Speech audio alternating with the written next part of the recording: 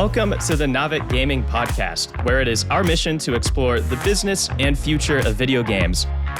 We bring together the industry's brightest builders, investors, and thinkers to keep a pulse on current events, dissect emerging trends in games, share lessons learned, and have a great time. This podcast is also part of Naavik's growing ecosystem, which ranges from free and premium research to consulting and advisory services. For more information, visit www.naavik.co. This episode is brought to you by Grid, the preferred live data platform of game publishers and esports tournament organizers. Grid's data infrastructure and distribution solutions help game rights holders unlock new revenue streams while empowering their communities and professional players. No matter what you are building, Grid can unlock your game's data potential through its off-the-shelf Grid SDK or fully customizable solutions. Plus, if you're a developer or entrepreneur with a live data-powered project idea, make sure to apply for Grid Open Access to start building with supported official game data today. Learn more and sign up at grid.gg or check out the link in the show notes. And with that, let's jump into the episode. Hello, and welcome to the Naavik Gaming Podcast. I'm your host, Nick Ovori. We have a great episode for you today. I think it's fair to say that there has been a bit of hype in the weird and wonderful world of Web3, with plenty of citations of various vanity metrics, sometimes vaporware announcements. And here at the Naavik Gaming Podcast, we get dozens of submissions for these types of companies. And so we try to do our best to filter out the ones that are worthwhile to talk about, the ones that have real shot at mainstream success. And today's guest very much represents such a shot.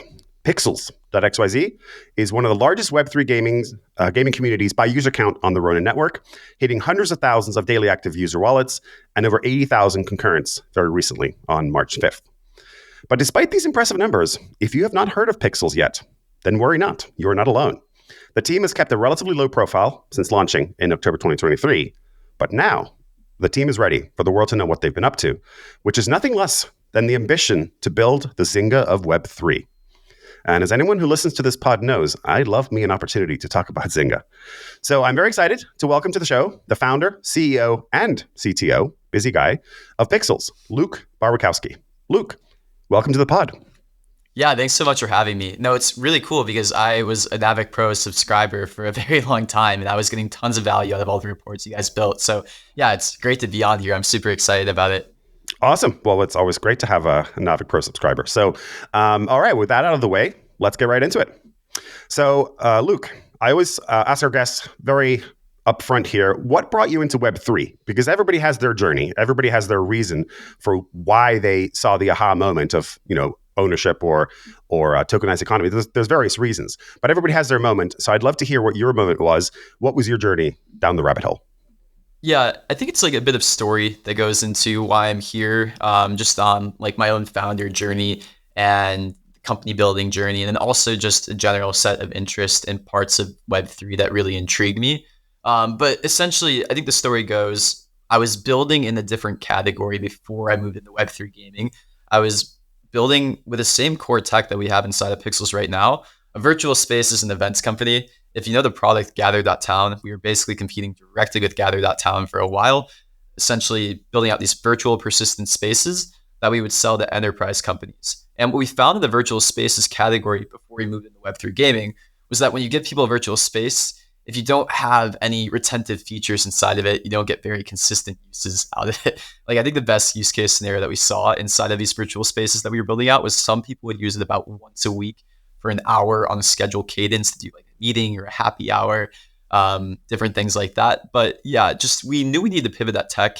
And at the same time as I was going through this pivot mode through this previous business I was running, I saw Axie Infinity kind of have its come up. This was in like summer 2021. And I have an economics background. And what's interesting is I was really turned off to crypto for a long time because of that.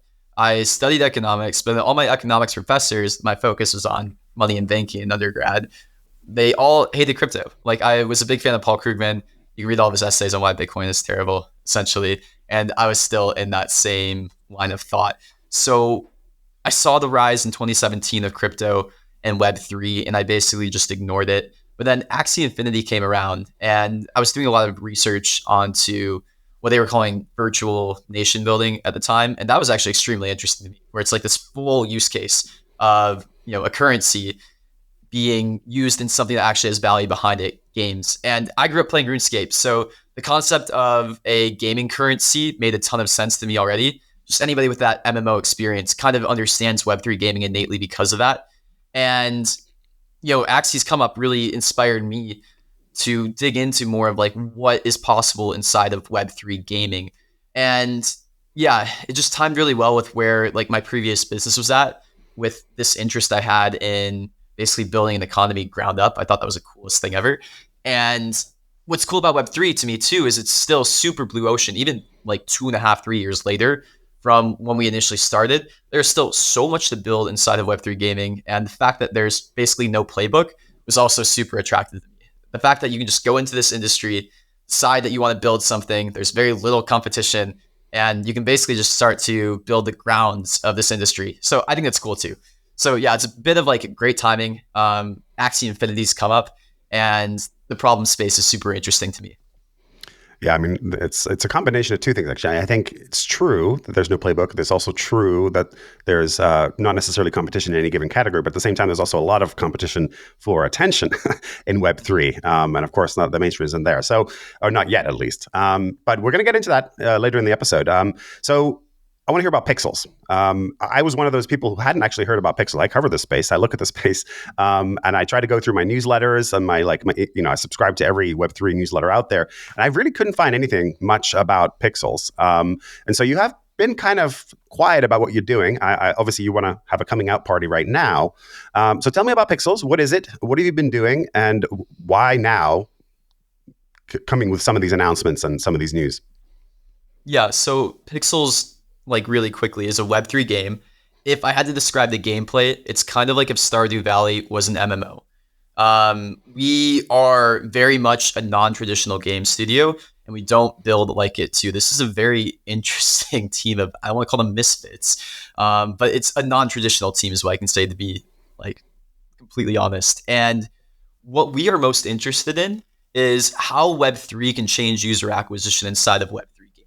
We've taken a very different approach to how we build, and we haven't done traditional gaming user acquisition or anything like that. Like we have actually spent maybe like $5,000, $10,000 lifetime to date on marketing inside of Pixels. Now, there's other stuff that we're doing there that's interesting. Like we do user acquisition, but it's more Web3 native and with token incentives. And I think that's sometimes why people haven't seen us. We're not spending money on conferences. We're not spending money on, all of these partnerships that don't really have the end effect. We're most interested in is really seeing how can we create good incentive structures to grow in what we call a bottoms-up approach. And that to me is the really interesting part of Web3 gaming. Like what we're trying to do at Pixels is we're trying to create a generation defining or like an industry defining company. And to do that, we were really thinking more on the growth engine side of things. Gameplay is super important to that as well. And it's a mix of all these different things. But yeah, that's kind of the difference with us at Pixels. We have taken an interesting approach to building. We do a build in public style approach of building, and it's somewhat chaotic, but it's also been allowing us to build really, really quickly. So we've had a game that's live for 2 years. If you saw the first version of the game 2.5, 3 years ago, it was nothing impressive. It was basically just a demo, and we've slowly made it better and better. So there's sometimes where we run into people where they saw the game like 2 years ago. They dismissed it. They haven't really seen the growth behind it. But the cool thing is we've been growing with the community this whole time too. So we basically found like 1,000 true fans like 2 or 3 years ago. And then this whole core user base that we've had has grown with us. We've grown and expanded that ecosystem too. And yeah, the thing that, kind of woke us up to a lot of the rest of the space was our recent token launch. And, now we get to pour even more fire on the user acquisition. Now that we have that ready, we've basically been like prepping for this token launch for 2 years now. And now we finally get some room to play with when it comes to user acquisition, more growth levers, all this kind of stuff. Yeah, it's interesting. The guests on the show typically, especially the ones who come from traditional gaming, Web 2 and have experimented with Web 3, they typically talk about building the game first, building a great game. I'm sure that's what you're trying to do as well. Don't get me wrong here. But I always have this question that I like to ask them, which is like, how are you guys thinking about growth? Who is going to be playing your game? Where are the Web 2 players coming from? How are the Web 3 natives finding you? And they have answers. The guests do have answers, but it's always a little bit of a question mark at the end of the interview for me, which is like, how are you really going to grow? You can have the greatest product in the world, but if you can't find your users and you can't find your true fans, it's going to be very challenging. So it's interesting to have you on this show here with a different perspective, where you start with like, okay, this is just an MVP. Let's figure out the growth first, and then layer on the bells and whistles and the engagement features later. So that's why part of the reason why I was very interested to have you on the show. So that leads me nicely into my next question here. So you have hit some really impressive numbers recently. You're definitely one of the biggest, and some people say maybe the biggest. I'm not so sure. It's always hard to quite know what those numbers are, but certainly some of the biggest numbers that I've seen. So why don't you tell us a little bit about your metrics? DAUs, active wallets, lifetime installs, whatever you want to share here, whatever you're happy and comfortable sharing. I know our listeners would love to hear a successful game by any standards, but very successful, I think, by Web3 standards in terms of user counts. Yeah, Web3 metrics you need to be careful with because there's a bunch of different metrics you can throw out. Right now we're sitting at like 700,000 daily active addresses that are playing our game, which is a unique wallet. It doesn't necessarily mean 700,000 daily active users. It really looks like we're about more like 500,000 real daily active users. And that's some of the core problem set that you need to think about when you're building Web3 games. So the more important stuff to look at rather than just like pure volume of addresses is really things like spend inside of the game. Retention can be a bit tricky to judge initially too if you have incentive structures. 700,000 daily active addresses, 500,000 probably real daily active users. There's a bunch of things we did to estimate that. And then spend inside the game's been interesting. We've been monetizing with the token, and I think we've done something like $4.5 million in token revenue in the last 30 days. And I think that might be the more important metric to be looking at. We also have this thing called VIP. It's almost like a monthly battle pass, and we're sitting at something like 80 to 90,000 current subscribed users. So that's also a pretty good metric to look at when you think about spend inside of the game. And how have these metrics been trending? You've been building for a while, obviously, but I think it's really the token launch. Which, by the way, talk us a bit more about. I think it's on Binance. It's called Pixel. I had a question planned anyway, but may as well talk about it right now. It sounds like that has been the catalyst. Maybe later last year to really drive, supercharge the growth. I think the risk, of course, as I'm sure you hear this all the time, the risk with any token, and we saw that with Axie as well, of course, is that as long as number go up, everything is great, and you're going to get new users, right? Because people are going to see like, oh, okay, this is a place I want to be, like number go up.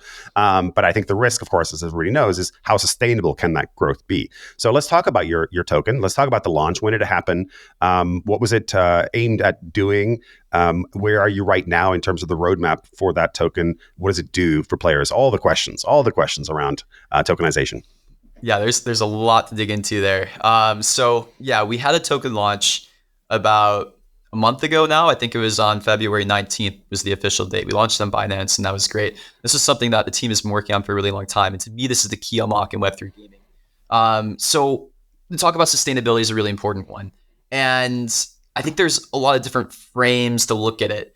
So our tokenomics work a bit differently than maybe some of the play-to-earn games that had come before Look at Us. How I really like to think about our tokenomics is I like to think about it like I get a user acquisition budget every single month, and we get to allocate it how we like to choose. So token price affects that budget that we get for user acquisition, but also it shouldn't really affect the core game, right? So we like to think a lot about creating great incentive structures inside of the game. And we like to think about this concept of bottoms up growth. So a lot of the questions that we ask ourselves when we're thinking about the token and what we actually do with it when it comes to the distribution is how can we create incentive structures that basically create the most efficient distribution of this token? And for us, what efficient distribution looks like is, are we getting more daily active users inside of the game? And are we creating outcomes or incentives that lead to more spend inside of the game? Like the core goal of the Pixels network, if you like to frame the token or the game as a network, is to grow the network. And what we want to do for that is we want, more users, more spend per user so that we can get even more user acquisition power to grow the game even further. So the markets do affect this, right? It's not completely in our control, this user acquisition budget that we get. And that is something to note too. There's external factors there, but the core concept and what you really need to be thinking about is, is this game actually providing value to people? Because this value needs to come from somewhere. The interesting thing about having a token out is there's external sources of value that might also influence price. Things like, markets, sentiment, just things that are not necessarily in our control, but there are variables that we can control too. So a lot of the focus internally also, when you don't talk about the distribution of the token, is how the token is actually getting used in the game. Like that is the most important thing when you're thinking about real value. And that's why I bring up spend of the Pixel token before, like revenue inside of the token as well. Right now, we saw about like 4.5 million Pixel tokens burned in the last 30 days. It's a great start. And it's something that we're basically like focused for the next 12 months and getting higher and higher. How I like to think about how we view the token is in the long run, the rewards that you give out probably need to match tokens that you're taking in, right? Doesn't necessarily need to look like that completely. There's some more nuance to it. And I'm like more than happy to dig into how we view like token burn versus like different mechanics that might, make users less likely to sell their tokens, which might have the same or similar net effect. But yeah, sustainability to me is like, have you built a game that people want to be using the token inside of? And then, are you using the reward distribution that you have in an efficient manner? So are you actually giving it to the people who might be likely to stay inside of the ecosystem, regardless of the earnings? Are you just using it as a hook, or are you using it as the core of what you're doing, basically? Yeah. Well, let's dig into that then. Perfect time. What are the core game mechanics that people are engaging in? Let's start with what would be the closest analogy from Web 2, a game that our listeners would know, and then kind of dig into what are your versions of those game mechanics from that game or those games, and how does the token make those engagements, those mechanics better, and provide that value for the players? Yeah, so it's funny because our game, it looks like a farming simulator, and it is at like its core right now, but there's actually a lot more depth to it than people might realize when they look at it initially.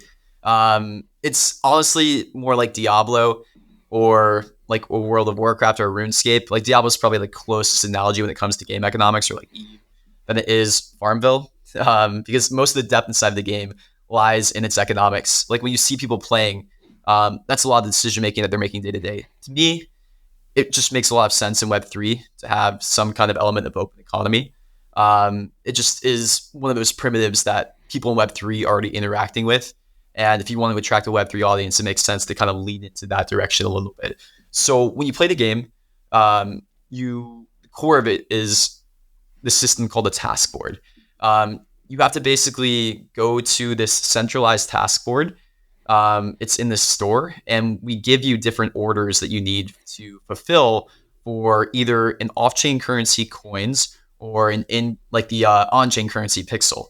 So the gameplay per each player is actually quite varied day to day. They'll have different tasks that they need to do, and they don't really know what they're going to be getting every single time that they open up the game. And it creates a really interesting peg when you start to introduce the pixel token to actually create value inside of the rest of the ecosystem and economy, right? If you had an open economy of in-game items, they probably have some inherent value due to gameplay in general and like desirability, progression, all these things. When you start to add in the cryptocurrency rewards that actually do have like a very clear value, the gameplay becomes kind of pegged to that cryptocurrency value. So it creates like an interesting way that we can basically assign or shortcut all the value to the items when we start to introduce this into the core gameplay loops.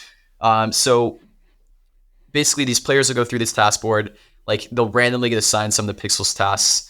And then there's this whole greater economy where players actually have to like be trading the other items that they're farming. If they have a routine to farm this one specific type of resource, they might just choose to do that. They might just be farming, pot berries every single day, selling that in the open market for coins, getting coins back, and then going through the task board, trading their coins for things that actually might get them the pixel token in the long run. But yeah, it's basically like a trading game, an economics game, and a decision-making game around that. And then a lot of the depth that we're about to add is around the social and around the like guild mechanics as well too. So, it's a start of the game. The gameplay is compelling enough right now, and we're adding in more and more like Web3 primitives and more ways that we can actually vary the end game, the gameplay in like next 1 to 2 years, to make the game even more interesting on top of that.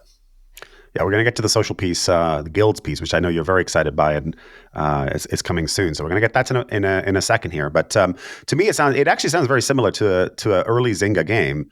Farmville, Frontierville, Cityville, Cafe World. A lot of those games it was just simple harvesting mechanic, right? You were just harvesting, timers. And then you'd have a task list, in the left nav, always in the left nav. I used to work at Zynga, by the way, which is why I always love talking about Zynga. But combined, so like early Zynga type games, just farming simulators with a different theme, whether it be a cafe or an actual farm or, being on the frontier on Frontier or whatever, combined with the Diablo auction house economy mechanic. It sounds like that's kind of, is that a fair way to describe what you guys have right now? I know you're going to build out more, but that's what it sounds like to me in a nutshell. Yeah, I would say so. And then there's also like, these spaces are also like shared and multiplayer too. So there's a social element with that as well. But yeah, I would say Farmville combined with like Diablo Auction House combined with like some of the social elements you might see in an MMO. Nice. Okay. Well, it sounds like an interesting mix, and it sounds like it's working. Question on players. Obviously, you've got some very impressive numbers. We kind of talked a little bit about that, but where are these players coming from? Are these sound like they're very Web3 native, very crypto native individuals? Is this the Axie Infinity audience? From Philippines and Thailand and various other countries, or are these Western players who are just playing because they like the game and they're maybe less there for the value? Sorry, I don't want to say extraction. That's the wrong word. They're not extracting value. They're generating value for each other and trading value. But curious to hear, where are these players coming from? And then maybe just jump into how are you bringing them in? How have you managed to get hundreds of, I'm sure every Web3 developer out there would love to know your secrets. How do you bring in hundreds of thousands of what sound like active, real human beings who are playing a game and trading and getting value out of it? Yeah, so there's a bunch of stuff here. So one of the biggest catalysts for us was moving to the Ronin network, and that can't be understated, the effect that it had. So one of the hardest parts in Web3 is the distribution layer, right? Like you don't have the app store, you don't have really Web3 publishers in the same way that Web2 has, and that was one of our biggest struggles for a long time too. It's like, okay, we have a game, like we had actually done a lot of the retention optimization before we started switching on the Web3 components, where we knew we would be able to retain users in a certain way. We knew like a decent idea of like LTV side of the game too. We knew we had something that would probably grow, especially once we started adding incentive design. But the issue is like, how do you get that initial user base? So we moved to Ronin, Axie Infinity's chain, that is known as, in about, I think it was like October 31st was the date that we moved there. It's interesting because it was a really controversial decision when we first announced it. Basically, I got questioned a lot when people like heard that we were going to be moving there, because there was maybe the sentiment of like Ronin being more of a dead chain, or like, Axie Infinity came and it like kind of had its day, and then maybe it wasn't the same level of DAU numbers at the time. But I knew, and I had this really strong feeling that the work of onboarding people into Web3 can actually be quite expensive, especially that initial cold start. And Ronin and Axie Infinity, they've already done the hard work of onboarding millions of users into their chain. And I thought that was extremely undervalued in what they had done there. So on October 31st, we moved to the Ronin chain, and we started getting a lot more traction being there, because essentially what Ronin acted like was a publisher for us. It's just a mutually beneficial relationship between us two, where they're incentivized to help us grow. We help grow their network effects inside the ecosystem. We help grow Ronin daily active addresses. And then, they had a huge user base to pull on that was already onboarded into Web3 that was actually very willing to try Web3 games. Like, this was the Web3 gaming audience. It wasn't quite as active before we moved, but, we had this feeling that they were going to be coming back, or at least like able to be resurrected. So that helped give us a great distribution layer that took us from like the 20K DAU mark to like 100K. And then the rest of this has been incentive design. This is some of the stuff that we've been experimenting with a lot before. Web3 incentives are extremely powerful, especially when you bring a token into the mix. And once you have something that has like a bit more oomph behind it too. I think like right now inside of Pixels, we get 28 million Pixel tokens a month that are, basically our user acquisition budget. So we use that in a bunch of different ways, right? But that also is like a huge incentive program, right? If we were to go the Web2 model, what we would have to do is we'd have to raise a ton of money if we wanted to basically have the same user acquisition power, or we'd have to go go really, really deep into the science of like the performance marketing game, right? Which is a much, much more difficult and crowded game to play. And Web3 offers really new, interesting UA channels that basically just don't exist in Web2 that are hyper competitive against Web2. And that's the kind of stuff that we focus on. Now, there's a lot of nuance and depth that you need to get into to actually make it work. You can't just give people tokens and expect them to play the game or expect them to stick around. And that's a lot of the core tech and experimentation that we've been doing for the last 2 years. It's like, who do you decide? How do you decide who to give the tokens to? How do you prevent bots and cyber attackers? Because if you give an incentive structure, people are going to try to mess it up. They're going to try to attack it, and take advantage of it, right? And then, are there better ways to figure out like incentives to actually grow the ecosystem too? So, do you want to give incentives for playing, for sharing? Like, what are the right balance between the two? Are there different types of users inside of your ecosystem that actually might be better to give rewards to versus others? How do you actually effectively do that? There's so much to dig into there, and that's like the really fun stuff to me. And I think that's kind of where we want to position ourselves, Pixels, to be building at. Essentially, it's like this is the core growth engine that will make the industry change completely if somebody can pull it off. Essentially. Yeah, that's interesting. It sounds like you're very acutely aware, of course, of the risks of the, incentivizing certain types of behaviors and essentially giving financial rewards for doing something, X, Y, Z, A, B, C, whatever that something is, right? And like I said, as long as the number goes up, that's going to work, right? It's absolutely 100% going to work every single time. So I'm very encouraged to hear that so many developers fall into the pitfall of like, okay, well, yeah, if you give away a token, like somebody's going to come and want to, harvest that token. Same thing happens in free-to-play games, right? It's even without the financial value, never mind with financial value. But it sounds like you're very aware of the potential dangers of doing that. It sounds like you're being quite careful about designing the economy, trying to design the sinks versus the inflows. Talk to me a little bit about what has been the most effective way of balancing the economy. Open economies always have risk because you're not fully in control as a developer, right? In fact, you may not be in control at all. At some point, you may lose control completely, even if you think you have control for a time. So what has been your approach, and what has been the most effective way of maintaining a healthy balance in that economy, which sounds like it's currently growing, but maybe not growing exponentially like with Axie. Maybe that makes you feel confident that you can maintain that growth. So yeah, a lot again in that question, but this is an area that I'm extremely interested in. Every time talking about economy design, I like spreadsheets too. I'm an ex-CPA accountant from Ernst & Young way back in the day. So I love numbers, and I love trying to figure out like how do you make those numbers work in any game economy, never mind an open Web3 game economy. Yeah, there's a lot here too. Yeah. So part of it's player expectations and promises. Part of it's live ops, part of it's community building, part of it is bot prevention and detection. That's actually probably the highest impact thing that you need to be thinking about inside of Web3 gaming and cyber attacking.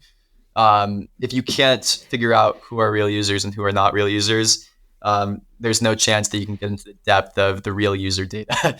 And gold farming is an issue in any open economy game. And when you remove the barrier to sell currency 100x, like cryptocurrency does, there's powerful things that you get from it. It's also a double-edged sword, right?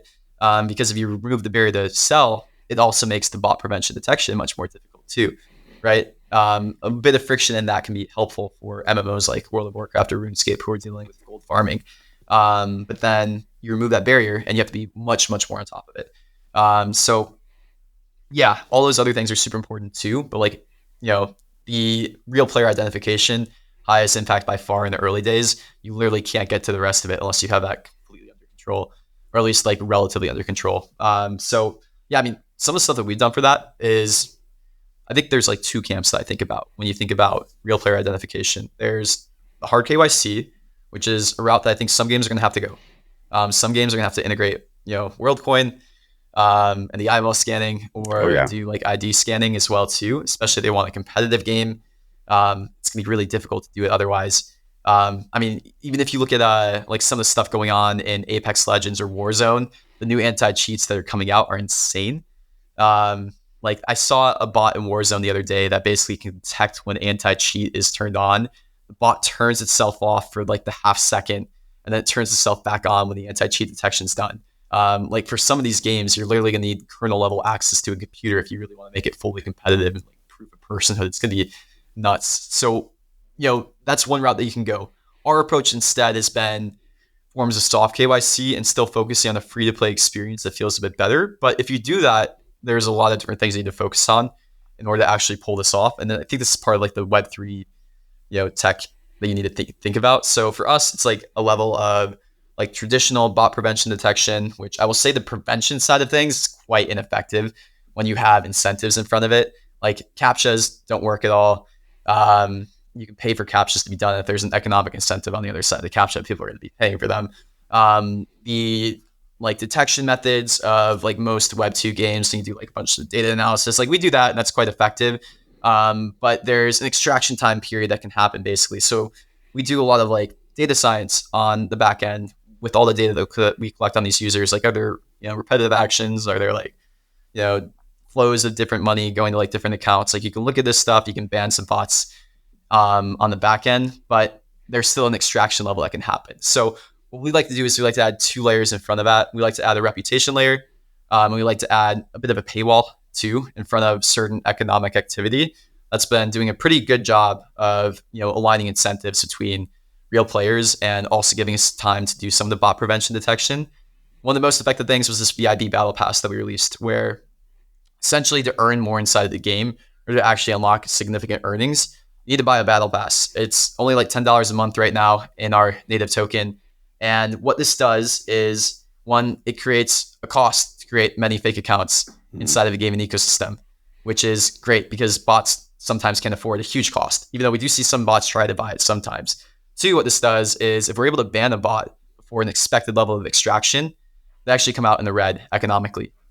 So that's a way for us to do it. We basically know, okay, if a bot comes into the ecosystem or a non-real player comes into the ecosystem or somebody who's made like 1,000 accounts, we ban them or remove their accounts within a certain amount of time, the incentive to bot becomes much, much less. And then, we've also combined this with an in-house reputation system, but this is some area in Web3 that I think really needs to get expanded upon.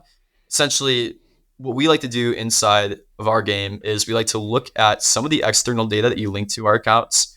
So, we'll make you connect your Discord, your Twitter, other socials. We'll look at your wallets, things like that, and we'll get like a deep idea of like who you are as a person from these external sources. It can kind of give us a better sense of like personhood by the data that like all these other platforms are also doing as well. Some of them are more effective than others, right? Like Twitter has its own bot problems, so just connecting to Twitter isn't really enough. Same thing with like some other platforms too. But the more data points that you get, the better idea that you can have, basically. Then we also combine that with in-game data too. So there's an external side where we can get some data on you, from whatever you connect. Then there's also behavior inside of our game that we know is better. And it's like more reflective of real users too. And this is also something we're like, going to push more into our reward system as well. But we know that certain types of good players play in a certain way. Certain types of bots or bad actors play in a certain way too. And we can actually get like a score internally on, what kind of player you might be. And we're working on like more and more segmenting that will help us figure that out. So 1, it's great for bot prevention detection. 2, it's also great for creating better reward structures in the long run too. But that combined with all of that, and then another layer of game design when you come to building out a game to make it a bit more bot cyber resistance is also super important. That's why we're introducing things like guilds. We're changing up some of the economic systems inside of our game too. Like how you build a Web3 game is really important because, again, if you create the wrong incentive structures inside of a game and the ecosystem, the economy, you're going to set yourself up for botting and cyber attacking as well. Like for example, if the game you built is set up in a way where one person making 1,000 accounts gets a huge advantage, people are going to make 1,000 accounts. It's literally, if it's written into the incentive structures or the game design there, it's going to happen. And you need to find a way to make game design work in a way where more accounts doesn't really have an economic impact. Whether it be like high skill, which for us, that's not really where we're going, or whether it be scarcity inside of the ecosystem, whether you have some of that be gated by social, all of this. So it's crazy what you have to do here. Like Web3 gaming, it's all of these things combined together to pull it off, in my opinion. There's so much nuance and depth, and like there probably is $1 billion company in every single area of this, I think. But it's fun because basically none of us is actually really built or polished yet inside the space. So if you're a company building inside the Web3 game, and you kind of have to figure all these things out for yourself. And that's the state that we're at right now. Yeah, I mean, yeah, you're making me break out into cold sweats just listening to all the things you have to do to prevent the bots. So, I mean, sounds like you're on top of it, but of course, as I'm sure you well know, with success comes even more problems, right? And the you're always playing cat and mouse with the bots. You're always playing cat and mouse with the bad actors. So, I wish you all the best and good luck in fighting that, because obviously that is critical, as you say, in order to keep the economy balanced, and in order to make sure that things don't spiral out of control, like arguably they did with Axie. I mean, Axie was up and to the right, right? Number go up for a long time until it wasn't, at which point, it collapses on itself a bit like a badly cooked flan in the oven, souffle collapsing on itself. So let's change gears a little bit and talk about live ops, because that was another element of what you guys are doing that impressed me quite a bit. Very similar, by the way, to the Zynga playbook. Zynga arguably kind of was one of the pioneers of the live ops playbook for gaming in particular. And Zynga PMs, product managers, were kind of famous for trying to make sure that you're keeping things fresh and interesting for the players. So tell me, I think you've got updates every 2 weeks, give or take. I know you have a lot of events. I know you just mentioned earlier on that your 80,000 plus concurrent day was on an event day. What are you guys doing to keep the players engaged? What kinds of events are you running, and how frequently are you, in fact, putting out content and new features for the players to engage with?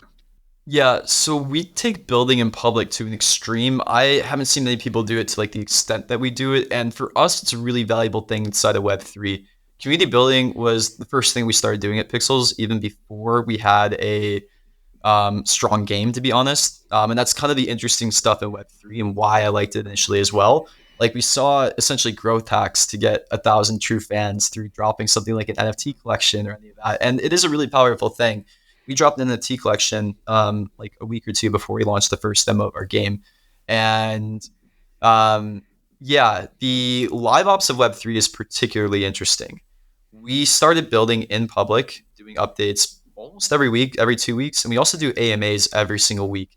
Our community is actually a really, really active part of building the game with us.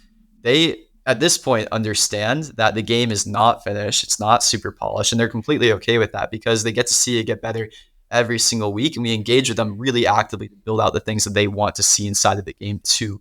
There's a bit of a balance because you can't always build exactly what the community asks for and wants, because especially in Web3, sometimes their interests aren't like completely aligned with the long term of the ecosystem, right?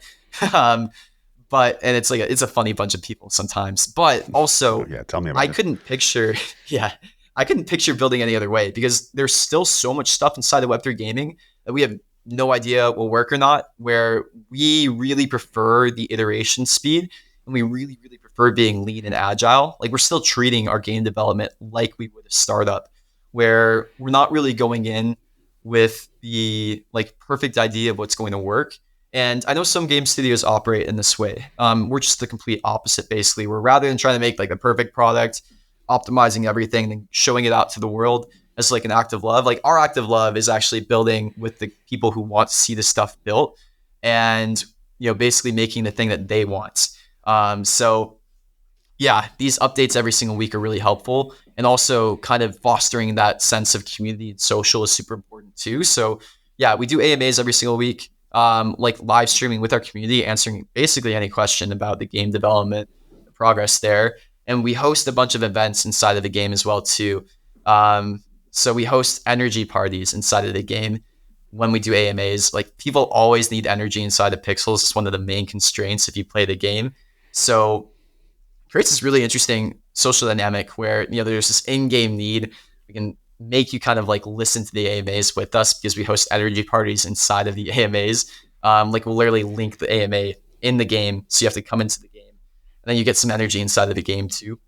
And they've been pretty successful. We typically have like 20,000 people listening to the AMA, and sometimes like up to like 80,000 people concurrently in the game at these energy parties. And it's cool because you actually see like all these different players. You feel like you feel like you're a part of something bigger when you come into this too. And that's kind of what we'd like to invoke inside of Web3 as well. Like, you are here building with us. These are early adopters inside of Web3 who are legitimately just interested in seeing Web3 get better and better because they've grown with games like Axie, and now they're here like 2 or 3 years later, like still here because they actually like it. They're interested in like the future of it, and now they're actually a part of it, like as an active participant in making Web3 better too. So you like to lean onto that kind of ethos and mindset with these users. Yeah, well, that brings us nicely onto social, and I know that this is one of the primary reasons that you guys are kind of making a bit of a splash now. Some of the news. So guilds, you're announcing guilds, and it's a big deal. You did a partnership with YDG, which is the biggest name in guilds in Web3 and have been for the longest time. Talk to us about guilds. How do they work? How do they layer on top of the existing gameplay that's already there? And how does it compare to other games that have the concept of guilds? Because there are a lot of guilds out there, as I'm sure you well know from your time in Web3.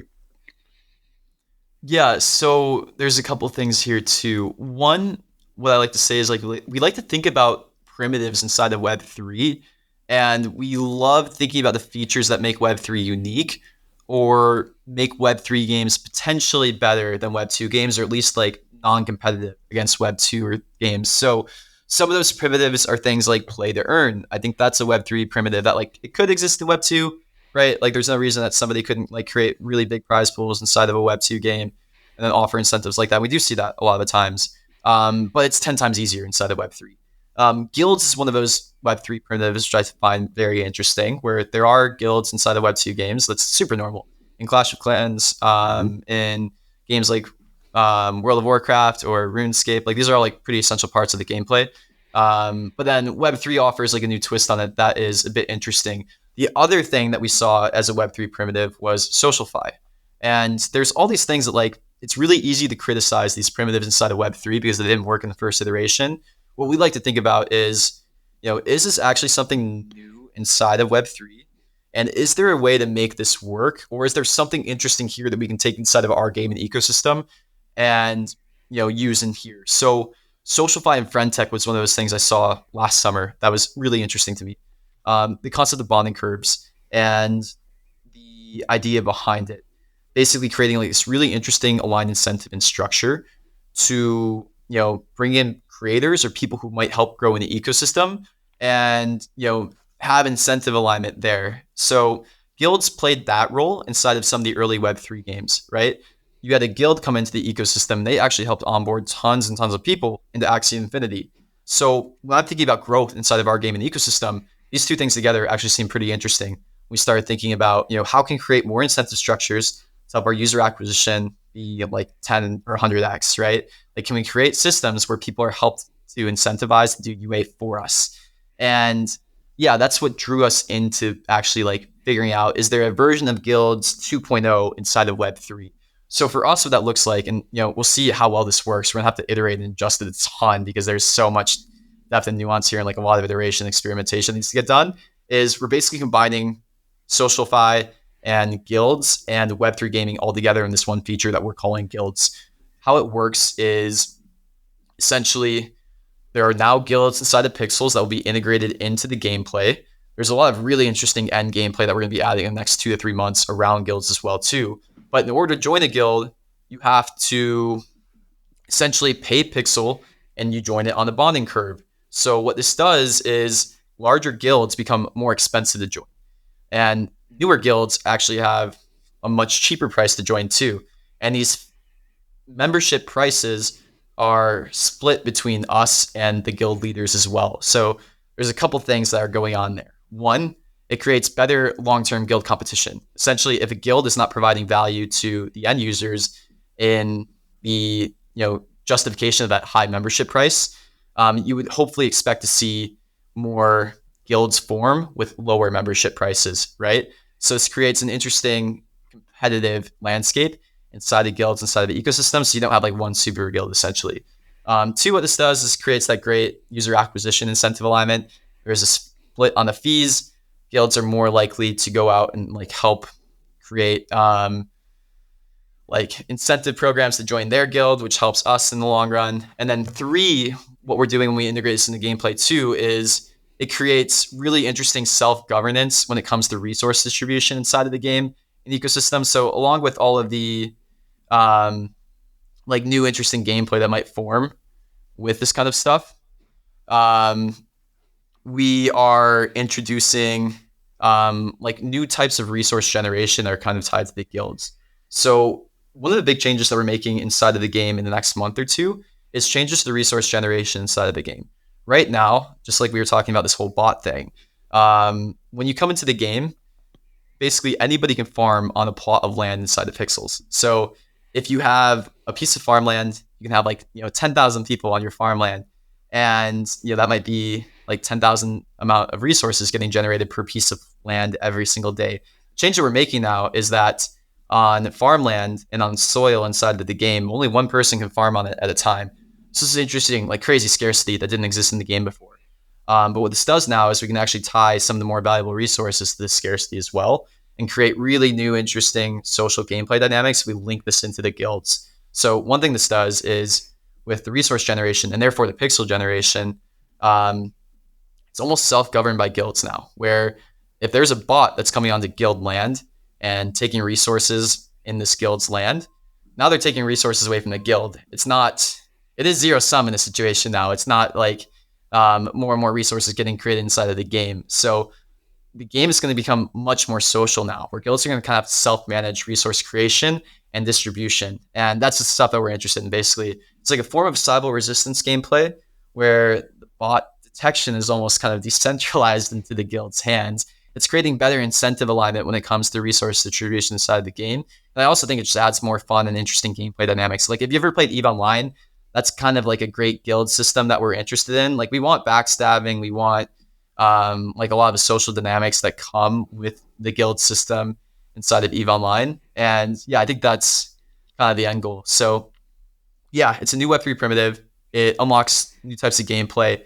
It creates better incentive alignment between us and end user, and it makes the game a bit more Cybele resistance too.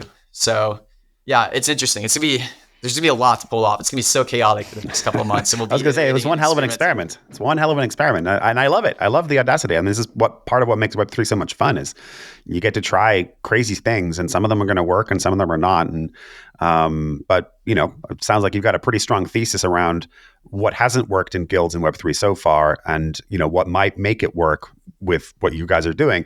But it does lead to the question, which is, what about player expectations? Obviously, this is a pretty big change here. Resources are suddenly becoming much more scarce. There's a lot of change, for lack of a better phrase. There's a lot of change happening for the players. How do you communicate this with them? I know you said you do AMAs every week and updates every 2 weeks. It sounds like you're pretty upfront about it. But what have players been saying to you when you've been teasing this feature or talking about how this is going to work down the line? Yes, some are excited, some are nervous. And yeah, truthfully, maybe this has an impact on DAU, but these are the things that we need to take experiments and risks on if we want to get to that route of Web3 gaming sustainability. So, we're not afraid to take giant risks inside of Pixels, and we never have been. Our focus is really seeing, can we make play to earn work? Can we figure out Web3 gaming? Can we create something that is actually sustainable and will be around for the long run? So I'm willing to sacrifice some short-term growth if that's what it takes in order to actually have something that works in the long run. I legitimately do think that these features are going to be more fun, more exciting for players. It might not be great to some certain user personas. Maybe the bots aren't going to like it. I can tell you that. So we're going to have some angry people in the Discord that actually do that. They pose as real players. That's always a thing. Whenever you add more anti-bot, you'll get really angry people. Well, with AI, you're going to have sentient bots soon. So But yeah, it's also going to maybe be it's going to be a bit different from some of the personas too. It's interesting if you look at a lot of the player criticisms of the game inside of Pixels right now. A lot of them are saying they don't earn enough. And that is something that you need to think about when you think about who you're actually targeting. Should you listen to that as much as they're saying? The real answer is probably not. What we like to think about a lot is, what are the earnings that you actually need to be giving inside of the ecosystem, actually retaining users? we're going more on a hard data approach to this one rather than player sentiment, right? For that particular piece. But these are the things like in the tough decisions that you need to be thinking about when you think about Web3 gaming sustainability. Like, what are the actual numbers that you need in order to achieve the outcome that you want? Do you have the data that justifies that? And there's a bit of back and forth on it too. But it's funny. Like, we've been through this so many times now when we make big changes. Every time we make a change, somebody's like, nobody's going to play the game after. And then we focus on sustainability. We focus on the right stuff. We've always found that there's growth with that, essentially. Like, the key thing is if we're able to build out better incentive structures, we can create more incentives for the real players, which is more user acquisition budget that we get to real players, essentially. So anytime that we do something that's more bot or salvo resistance, that's basically way more budget for user acquisition. So it's always advantageous for us to figure these things out. Yeah.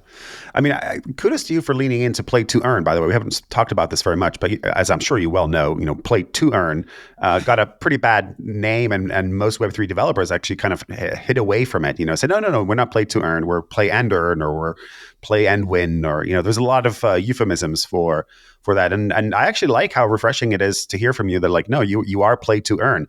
But it does bring up a question here, though, which is, yes, the incentive structures, you are obviously putting a huge amount of thought into it. And so I'm very truly impressed by how much thought you guys are putting into it, and clearly are well aware what has come before. Like, what is the legacy of something like Axie and other kind of early play to earn games. But I think that does bring up the question, which is, are the players there to play? Are the players there to earn? Can that ever truly be balanced? I know that maybe it feels like I'm asking the same question a couple of different ways here, but that was always the conflict with something like an Axie. That's always been the conflict in the play to earn space, is the I'm playing, but if I'm earning, am I really playing or am I working? Is this a job that I'm doing here?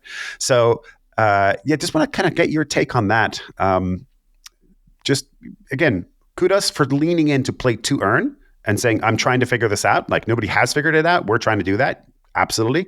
I wish you all the best and good luck on doing that. But does play not become play anymore? Does it become a job if the earning component is there? Maybe more of a philosophical question, but certainly something that I think you must have thought about. Oh, yeah. No, I think about this all the time. So, yeah, play to earn is actually like the ship I'm willing to sink with. Like, that is kind of our mission at Pixels. Can we figure out and crack how to make a play to earn game actually work in the long run? Because I think if you unlock this, it's literally industry defining, not just in gaming, but consumer, and a lot of the way that you use applications in general. So I'm willing to take the swing because, maybe there's no way to make it work. Maybe there isn't, but I truly believe there is, right? So I think the question you need to ask yourself is, you're willing to pay money on ads to acquire free players, right? If you're not paying money on ads, like, why can't you maybe give some of that money back to some of the users, right? To me, it's more of a value distribution problem than it is a sustainability problem in a way. So one, in order to make play to earn work, like, everybody agrees, the game needs to be fun. The value needs to be provided through like a great game that people are willing to spend money on. Like, the game probably needs to benchmark against Web2 games so we don't have any incentive structures on it. And you need to be thinking about spend inside of the game for the love of it, right? But then, how Web2 game economics work is not everybody needs to spend inside of the game for the game to be successful, right? But you do need to spend a lot of money on user acquisition to make that game successful too. So thinking about it and framing it like that, right, is a bit different. When you start to think about, this is the budget I have for user acquisition, and I'm trying to get this much spend out of it in the long run, I think you can think about play to earn in a similar way too. And the interesting thing about having like a live token and all of that too is you get some time to figure it out. Speculation is a double-edged sword, right? When you have a live token out, you do get speculators inside of an ecosystem, right? That just want to hold the token, or like, investors, things like that, funds that come into the ecosystem. And it's actually kind of a superpower in the early stages because you get that budget for user acquisition that you might not have otherwise. Like, if we were trying to bootstrap this ecosystem and do this in like a Web2 way, what we would need to do is make a lot of money through the game, through in-app purchases, things like that, like build up like a treasury, and then we could start to distribute some of that value that we're creating through profit to users in that way. But instead, with the Web3 native way, there's kind of a different route, right? And if you use it in the right ways, potentially you're building out a really great network. But then, yeah, I also think a lot about player promises, like the right types of players who you're bringing on. I think that's quite important to think about. Like, for example, not everybody can earn the entire time, most likely. Like, you do need to have people who are willing to like play the game in the long run as well too. But it's kind of that like whale free-to-play structure that already exists in a lot of free-to-play games too, right? You need a user base for whales to actually come in and like enjoy the game in general as well. Like, you can't just have a whales only game. I guess you can, like there are some things like that, but typically in most of the free-to-play settings, it's a mix of the two personas, right? So it can create incentive structures that create like a great whale-friendly environment through also having these other players inside of the game and the ecosystem that might not have tried it before, or can give them hooks to come in and be like great players anyways. And then, yeah, how much do you need to give these people to have them stay? Is it, job level, or is it just like a little beer money that gets them into the ecosystem, keeps them to stay, right? Or do you just need to give them like an initial hook to like try it out for the very first time? And do they like to stay because of the game itself? Like, these are questions to ask too. And then the other point I like to bring up too is like, I actually legitimately think, regardless of anything else too, play to earn makes the game more fun. Basically, everything has stakes finally. So the decisions that you're making matter a lot more. When I play fantasy football, I am so much more engaged in my fantasy football leagues when there's money on the line. It's like, yeah, I care about the games more. I care about the players more. And a play to earn game is the same way. Like, it's legitimately more fun when you have stakes, when you like decisions you make have some kind of impact, even if it's like pretty low stakes. So I think that adds another part to the equation that a lot of people forget sometimes as well. Like, you need all these other things to do it and make it work. But then, like, legitimately having these components also add like another level where you might be even more likely to spend, and the ecosystem actually might be more valuable for that reason too. So let's talk a little bit more about your partnership with YGG, Yield Guild Gaming. They're one of the biggest names, if not the biggest name, as I mentioned, in the world of Web3. They were obviously famously early in Axie Infinity, and it's kind of how they made their name and grew from there quite dramatically. So you have a partnership with them, and I'm very interested to hear, what does that entail? How are you guys working together? What are they bringing to you, and what are you bringing to them? Yeah, so I think both of us think that Web3 guilds need to look a lot different than the first generation. It's really interesting what popped up in the first generation of Web3 gaming with guilds, right? But I don't think anybody really wants the second generation of it to look like exactly what it did before. How I think we both view guilds more in the traditional MMO sense, where guilds are essentially groups of players that are coming together for a shared goal. And whether that be in gaming or anything else, like that's what we kind of want to facilitate. So even when we think about the systems design inside of Pixels, that's the end goal that we're trying to achieve. Like, we really just want to make it so that like a group of like 10 to 20 friends can like play together and like achieve some economic outcome together, like some end goal together as well. But then YGG, the interesting thing there is like they have a lot of people who have already been onboarded into Web3 guilds. Like, they're the Web3 guild company, right? So it was a really interesting partnership as we're thinking about what Guilds 2.0 looks for us to start to explore. Right now, we're providing like a lot of the users that might, go into YGG. But what we hope for in the long run is we hope that there's more Web3 games to start to lead into guilds that we can start to bring in from YGG to Pixels, right? So for us, that partnership's mutually beneficial in the long run, where, we always want to be working with people who there's aligned incentives with and shared goals with, where, if YGG starts getting more and more guilds that are coming in and playing games like Illuvium or playing games like Shrapnel, like, are there incentive structures that we can create for these same groups of people to come into Pixels and start playing Pixels too? Interesting. Okay. Yeah, I do think this, there is definitely an evolution required, maybe not a revolution. Quite. Maybe it does need to be a bit more drastic, but yeah, definitely. I think the old guild model from the early Axie Infinity days, I think that generally, I'm not saying it's proven to not work, but it hasn't worked yet. Let's put it that way. So I like that you guys are kind of rethinking what that could look like for kind of the next generation of Web3 games. Okay, well, we're coming up to time here, but I do want to ask a couple more questions. The first one is, obviously, Guilds is huge. It's a big experiment. Let's see if it works. Good luck. I do wish you all the luck in seeing how that plays out, and would love to have you back on the show at some point to talk about how it went after you rolled it out, once you have some data in there. But what's other than Gills, what's next on the Pixels roadmap? What are the kind of the bolder beats, the bigger things that you guys are working on? Yeah, I would say there's a really clear path to like 1 to 2 million DAU for us. I don't even think we have to change anything. We'll probably hit about 2 million DAU. But then the question mark is like, how do we get to like that 7 to 10 million mark? And for us, that's going to have to be a lot of optimization. Like there's still a lot of work to put into like the core gameplay, the polish, systems. Like we're not there yet. It's interesting because we're getting a lot of traction, but we're still like, I would call us early stage. So there's still a lot to figure out. So the next like 3 to like 9 months, that's what this looks like essentially, like optimizing spent pixel per player, optimizing like even more of the retention, and like really fine tuning how to build out these incentive structures properly to keep people inside of the game for a long time. And then once we start to do that, we can start pouring more of the fire on some of the user acquisition side of things. Like I'm pretty sure we can scale this particular title to like 7 million DAU. I'm looking at the playbook of like early Zynga 2, like Yoville. For example, how I think Yoville was at like 7 million DAU at one point. And it's kind of funny actually how similar Pixels is to Yoville. I hadn't even realized that until true. First somebody had pointed it out. Yeah. But then the question mark is how do you get to 50 million? And that's what I'm thinking about a lot lately. So for us, we kind of want to build out like these incentive structures, like really figure out this core growth engine and see if this also scales to other games too. Like I do think there's a path to a like 50 million DAU company if we figure all this out, and that's kind of that's the reward that we're going for. Basically, that's like the end goal. Well, I mean, that's ambitious for sure. That's I think a lot bigger than the current Web3 gaming population. Period.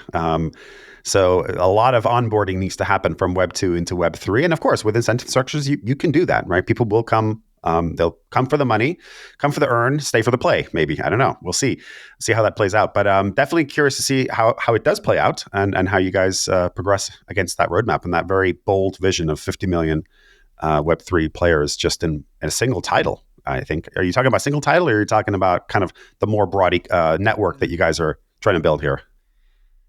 No, I think that 50 million DAU has got to be through multiple titles. Okay, fair enough. All right, I was going to say you would have one of the most successful games on the planet at that point. So, which, hey, good luck. Maybe you will. So, okay, cool. Well, completely different question here. This is the last question I like to ask all of our guests.